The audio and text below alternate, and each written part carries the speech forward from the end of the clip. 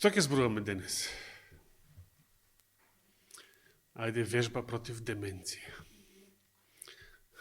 Како? Верата, да. Продолжуваме со Христовата вера.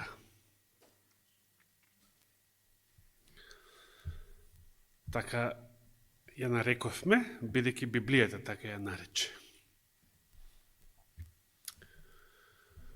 Да се подсетиме на некои важни дефиниции, принципи. И ова ќе биде вежба против деменција. Но овој пат ќе забранам на помлади од 40 години да одговорат. Може така? Бидејќи тие знаат.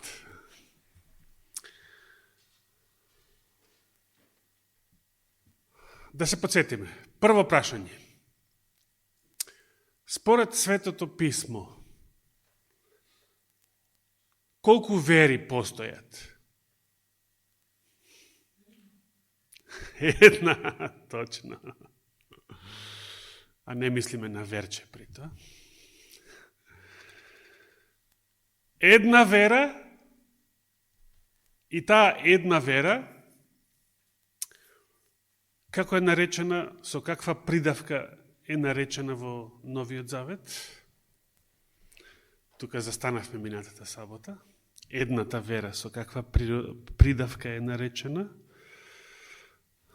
Рековме, дали постои во Светото Писмо, дали постои изразот православна вера, саботијанска вера, протестантска вера, Христовата вера, точно. Досега, брат Коце, два точни одговора, што значи добро слушаш и добро размислуваш. Амин, слава на Господа. Каде го наоѓаме тој израз, да се подсетиме? Христовата вера. Каде во Новиот Завет го наоѓаме тој израз, или не мора Христовата, може Исусова, може... зависи каква варијанта. Во каква варијанта е преведено во вашите Библии. Се сеќаваме ли? Се споменува некаде Христовата вера?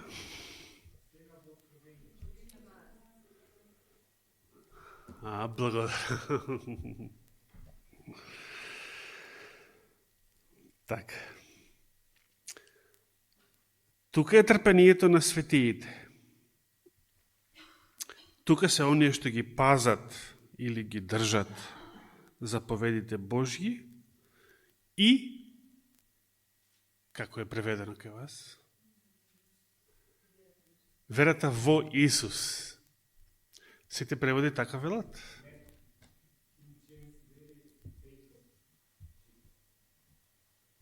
Што значи, а не in Jesus. И Константинов така вели. Ајде видиме доктор Константинов како вели.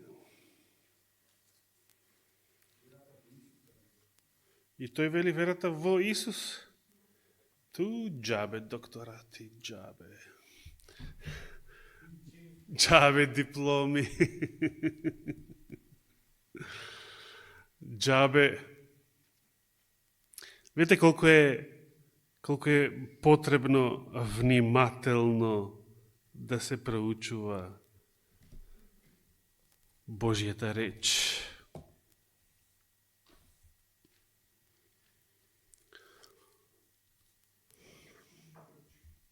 А, например, како вели во 12 глава, кај што споменува остатокот, а не другите, како што овие други ве утнале со преводот. Другите. А и Константинов го утнал. Изгледа се угледал на овие другите. Библијата не зборува за другите. Библијата зборува за остатокот. Остатокот, а не другите. Што е тоа другите? Кои се па првите, па да има други. И се разлути змевот на жената и отиде да војува со другите од семето неизино. Така велат и двата македонски превода. Така велат. А кои се па првите? Имало први, имало едни, па за да има и други. Дали змејот војувал со некои први од семето неизино, па сега отишол да војува со другите од семето неизино? Не. Туку змевот отиде да војува со остатокот од семето неизино. Тоа е тоа што го кажува текстот. Остатокот, тоа се оние за кои што Исус рече во својот пророчки говор, а кој ќе издржи до кога? До крај. Кој ќе издржи до крајот? Се додека е жив, се разбира, и тој ќе биде спасен. Остатокот е пак тука опишен во 12 глава 17 стих, оние што ги пазат Божиите заповеди и имаат што? Што имаат, освен Божиите заповеди што ги пазат?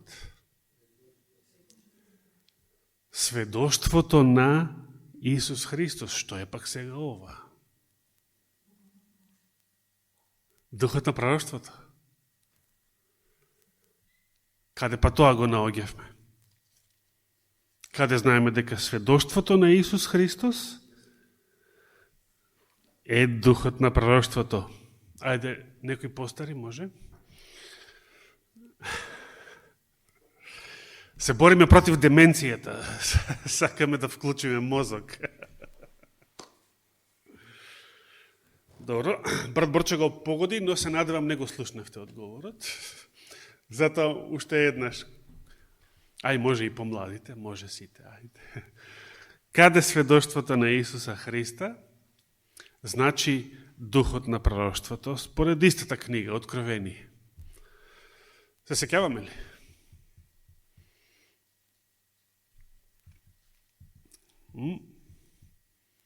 Андреј, не ти текнува? А Борче не го слушна, така? Не. Како? Благодарам, точно. Што пишува па таму? И ти не слушаш? А поблиску ако може? Може поблиску? Ајде поблиску. Ајде, применуваме Лука 14 глава. Сите што седите позади, повелете понапред, на почесно место. Повели и ти, господине Груевски.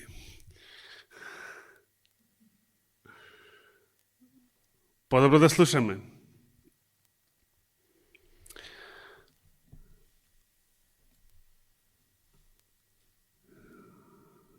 Јован напишал и паднав пред нозете на ангелот да му се поклонам. И како реагирал ангелот? Но тој ми рече, стои и јас сум слуга, че јас не сум Господ, Господар, туку и јас сум слуга, како и ти, че и Јован е наречен слуга,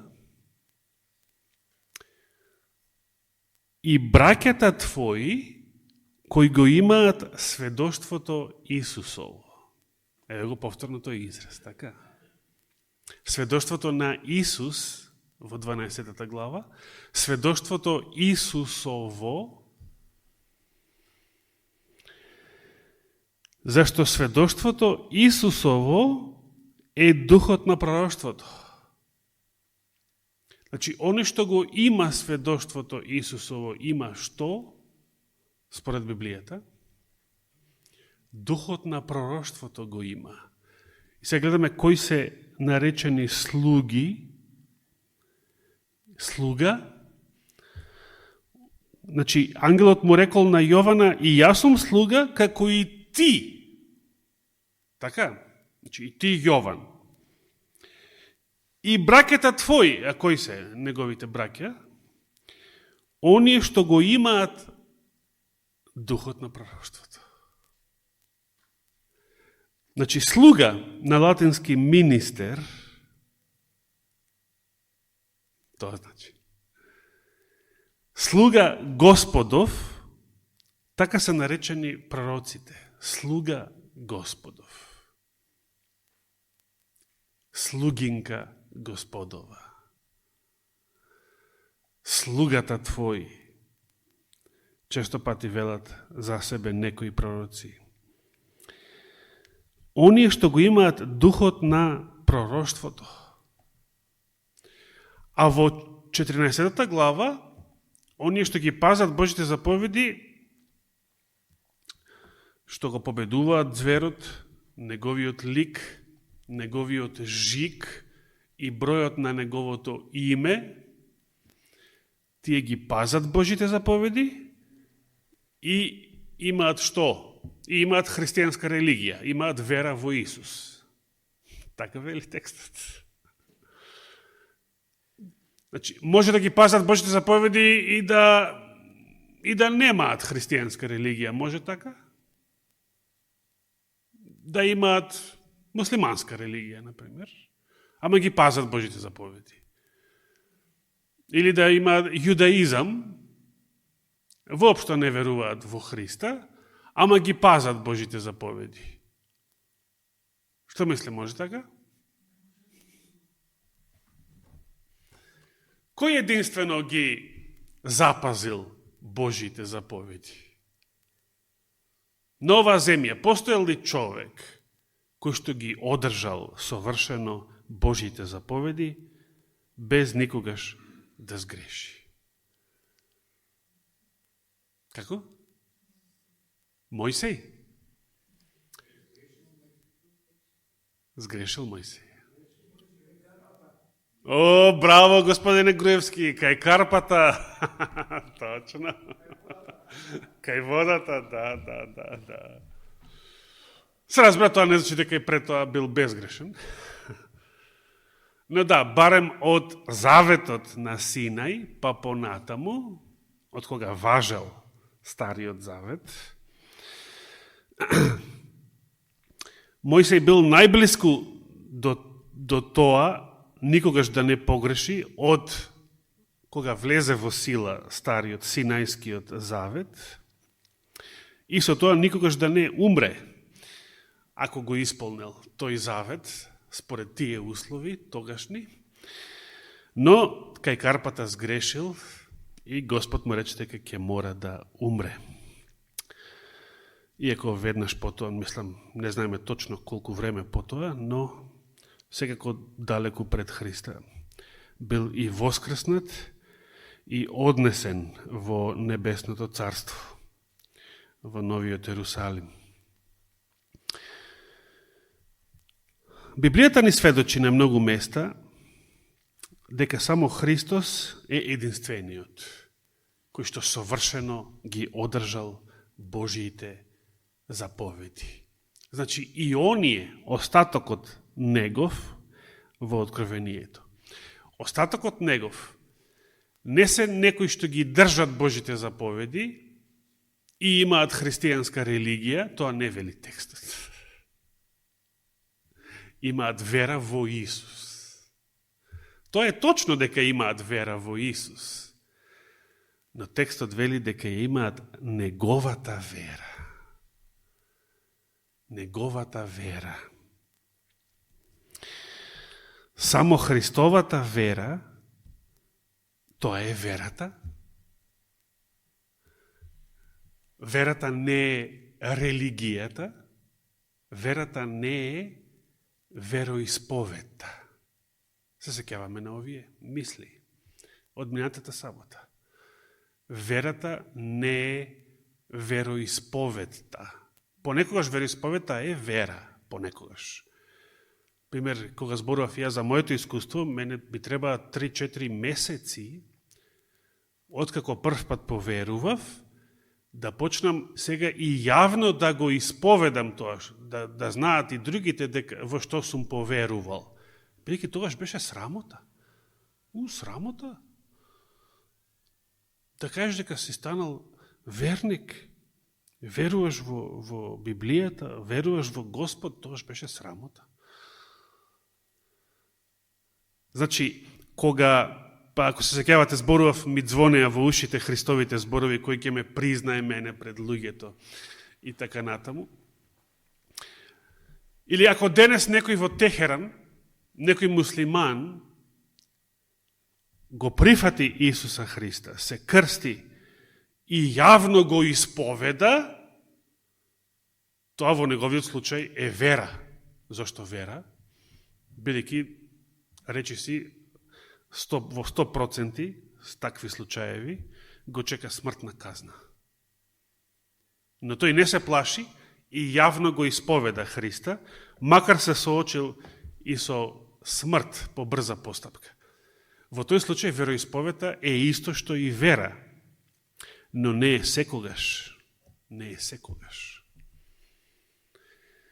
Таму каде што нема испит, каде што нема искушение, каде што нема борба, каде што вистината не е под знак прашање, таму вероисповедта и не е вера. Не е исто што и вера. Верата секогаш, дали верувам или не верувам, се покажува на испит. На испит се покажува. Во искушение се покажува. Воспротивно, вероисповедта не е вера. Верата се покажува на испит и само верата која што, ако постои, на испит ќе се пројави, ќе се покаже како. Како при испит, при искушение се покажува верата. Каков исход се случува во тој испит и во тоа искушение, кога постои верата и кога се покажува вера од страна на верникот. Каков е исходот од искушението? Победа. Дали за тоа имаме сведоштво во Светото писмо? Што запиша истиот апостол Јован во првото свое послание, 5 глава, првото соборно послание, апостол Јован, 5 глава, и тој ги споменува заповедите и верата на исто место. Прво соборно послание на апостол Јован, 5 глава. Ке почнем да читам од ајде може и од првиот стих, па до 5. Секој вели, кој верува дека Исус е Христос. Што значи тоа? Месијата, дека Исус од Назарет беше вистинскиот Месија. Од Бога е роден, вели.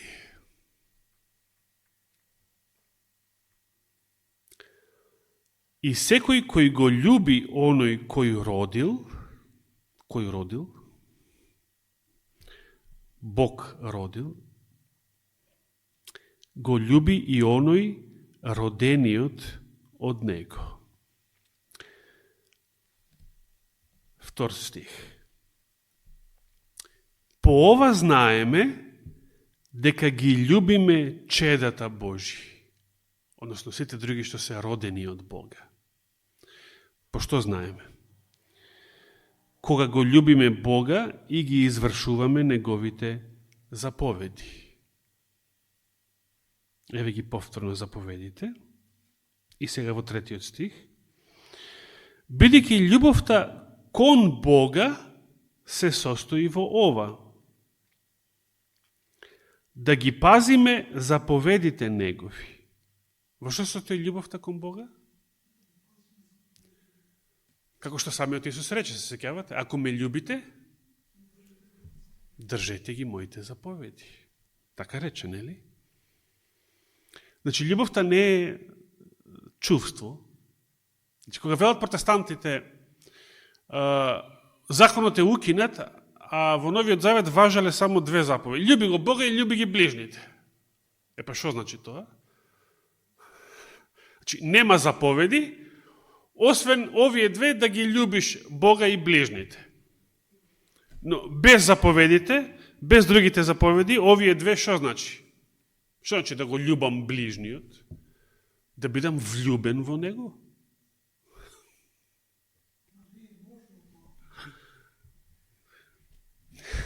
Се разбира. Се разбира. Обратно пак, Јован вели обратно.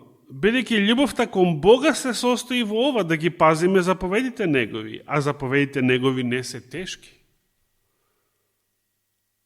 А зошто се за мнозина тешки?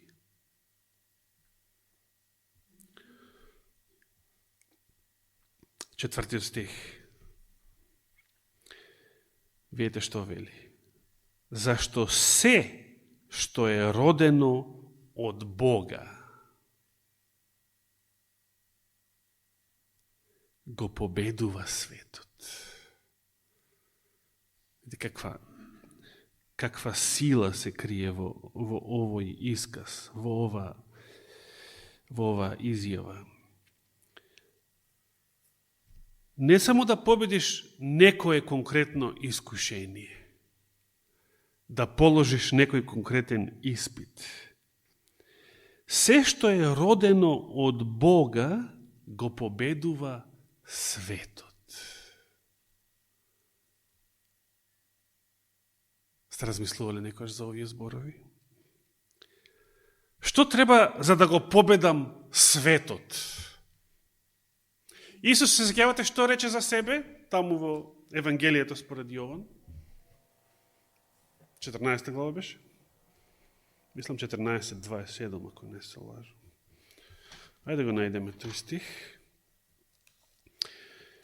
Во светот рече, ќе имате мака, ќе имате неволја, а тоа беше кај мирот. Мирот вам ви го оставам, мирот свој ви го давам, јас ви го давам не како што го дава светот, да не се плаши срцето ваше, ниту да стравува. Сега. Но, во истиот овој говор, Христос кажа, во светот ќе имате мака. Во светот ќе имате неволја. Но исто така не се плашете, а зошто? Зашто јас го победив светот. Христос за себе вели дека го победил светот. Тоа е 16 глава, 33 стих, каде што, значи, на крајот од последниот говор во горната соба, пред да заминат во Гециманија. Ова ви го реков за да имате мир во мене, еве го повторно мирот. Во светот ќе имате маки, но не плашете се, зашто јас го победив светот. Христос за себе вели дека го победил светот. А Јован што вели? Се што е родено од Бога, значи не само Христос, се што е родено од Бога го победува светот. Што мислите, ова е битно или не е битно? Зошто е многу битно? За последната генерација, ова е се што е битно. Ништо друго нема да постои, освен ова. Во светот, во последното време, последната генерација на луѓе во светот ќе постојат само две религии. Вера и невера. Ќе постојат само две класи. Запечатени со Божиот печат и жигосани со жигот на зверот.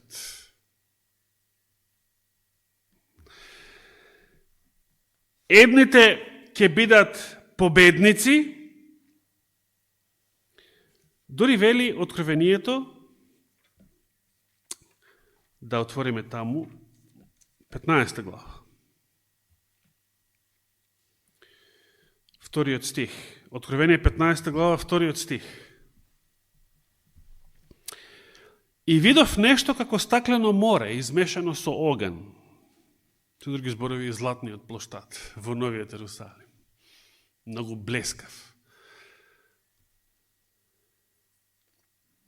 И оние, кого друг видел Јован во оваа визија? На златниот плоштад во Новиот Ерусалим, во небесниот град. И оние што го победија зверот. И што? И неговиот лик. Видите, кога ќе преведат, кога некој пијан ќе преведе неговата биста, значи не му текнува како е тоа можно да победиш нечија биста. Сте виделе човек што војува против биста? Сте виделе? Сте виделе човек кој што, да речеме, извадил нож или пиштол и војува со некоја биста?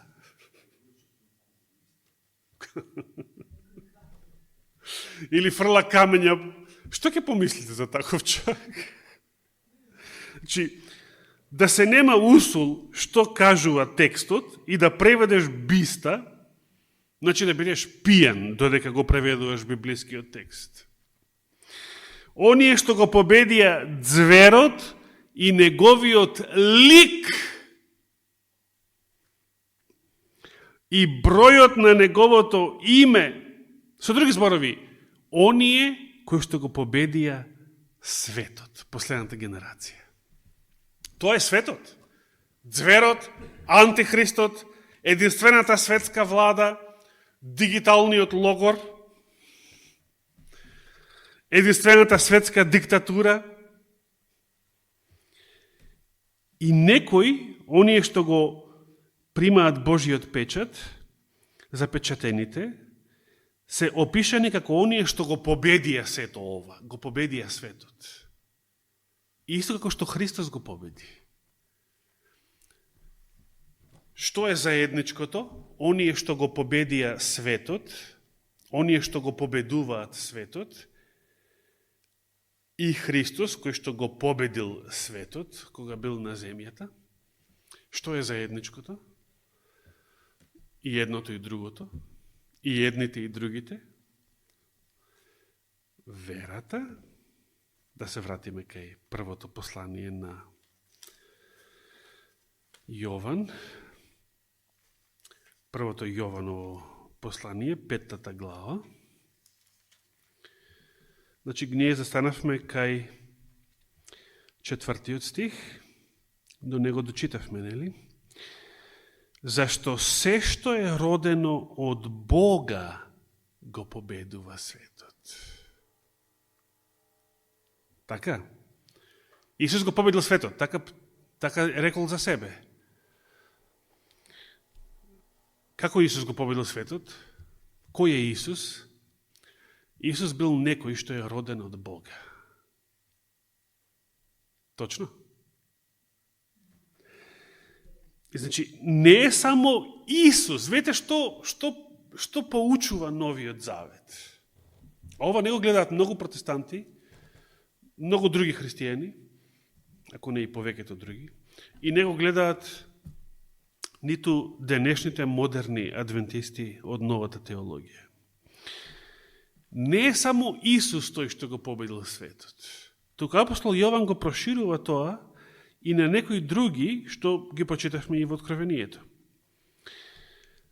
Зашто се што е родено од Бога го победува светот. Значи, како и Исус роден од Бога, може и некој друг, ако е роден од Бога, да го победи светот. И потоа вели, и ова е победата што го победи светот. Која е победата? Верата наша. Која вера? Христовата вера. Само Христос го победил светот. Христос е роден од Бога.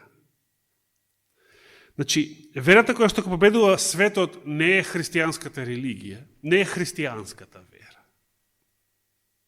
Има мнозина кои што тоа ќе го исповедаат, и сега го исповедаат, и тогаш ќе исповедаат, а ќе бидат жигосени.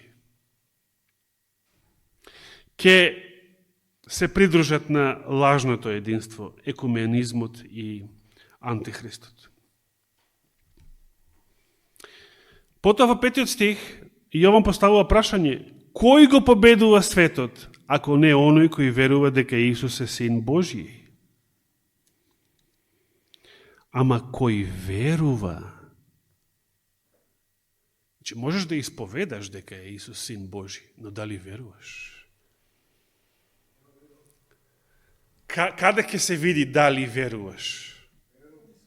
Сега може да кажеме верувам, сега може 1000 пати да кажеме.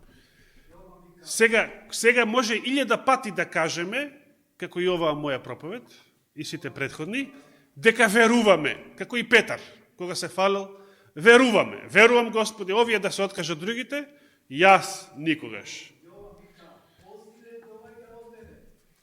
Но, кога велиме, ние само исповедаме. Кога велиме, како сега, например, кога велам, кога го зборувам сето ова, јас исповедам. Но, кога се покажува дали верувам, искушението. Во искушението се гледа дали верувам или не верувам. На испитот се гледа. Така, според српската поговорка. На муци се познају јунаци. Тогаш, кога сум на испит, кога сум во искушение, се покажува дали верувам, без оглед каква е мојата религија, без оглед каква е мојата вероисповед. Или не верувам. А дали може како Момчило Бајагич и веруjem и не веруjem? Може така? Не може. Според една негова песна. Или верувам, или не верувам. Ако верувам, победувам. Ако не верувам, што? Губам. Губам, паѓам, грешам. Зато и вели на едно друго место апостол Павле, бидејќи се што не е според верата е грев. Според која вера? Според Христовата вера, според едната и единствена вера за која што проучуваме. Ете зошто е важно да се има не вероисповета, не религијата, не верата во Исус сватена како религија, само како исповед, туку да се има Христовата вера. бидејќи само така може да се победи. И само победата во секое искушение, а на крај победата на последното големо искушение, победата над светот, над зверот, над антихристот, над новиот светски поредок, е можна само со Христовата вера во нашите срца. Никако поинаку. Затоа целата нова теологија, целата протестантска теологија, сета вероисповед, која што дури отворено тврди дека се додека сме во вакво тело, грешно и смртно, слабо тело, ќе си грешиме до крајот, нема чаре од тоа, нема бегање од гревот. Со сите докторски и магистерски титули теолошки, кои што тоа го тврдат, сето тоа се суви, дури не зелени, туку суви смоквини лисја, собрани во едно вреќа, заврзана, и на таа вреќа со големи букви пишува невера. Невера. Невера. Тврдиш дека нема чаре против гревот. Тука Јован вели дека оној што е роден од Бога го победува светот. Како го победува светот? Со тоа што го победува гревот. Секој грев. Па и последното големо искушение, жигот на зверот. Го победува светот, ти тврдиш дека нема чаре против некои најлесни искушенија што денес не снаоѓаат. Значи, не веруваш. Значи, не вера. Исус ти рече, ако имаш дори толку мала вера, како синапово зрно. Затоа реков, маловерието без верата е невера. Минатиот пат. Затоа што ако навистина имаш вера, дори и најмалата, како синапово зрно, ќе преместуваш планини, рече Исус. Така рече. Ќе преместуваш планини. Човечка технологија може да преместува планини. Дури и денешната, најсовремена технологија. Значи, да се здружат НАТО, Русија, Кина, сите нивни научни мозоци и сета нивна воена сила можат да преместат една планина? Не. Значи, ако имаш и најмала вера како синапово зрно, можеш да преместуваш планини, а ти тврдиш дека нема чаре против најлесните искушенија што те снаоѓаат, че ти си неверник. Ти си дипломиран неверник, ти си доктор и магистер по невера. Ако тоа го тврдиш. Или верувам, или не верувам. Трето не постои. Постојат многу религии, постојат многу вероисповеди, но или верувам, или не верувам.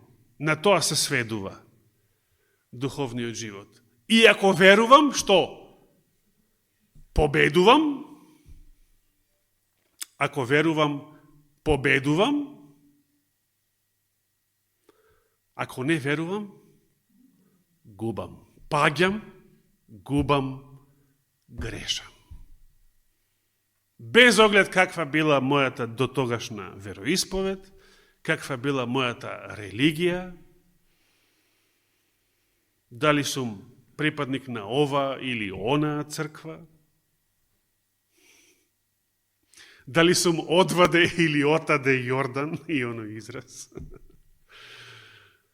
Или верувам, или не верувам. Или победувам, или паѓам, губам, грешам. Ке мора да продолжиме и следната сабота. Најверојатно ќе биде попладне на вечер, но ќе видиме.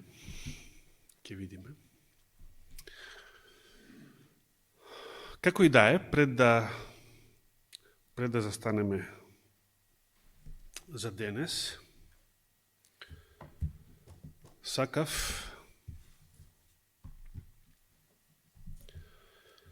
прво да прочитам еден цитат од Елена Вајт во врска со Христа, и тоа може да биде добар вовет и за следната сабота. Значи, во Здравје и среќа или службата на исцелението,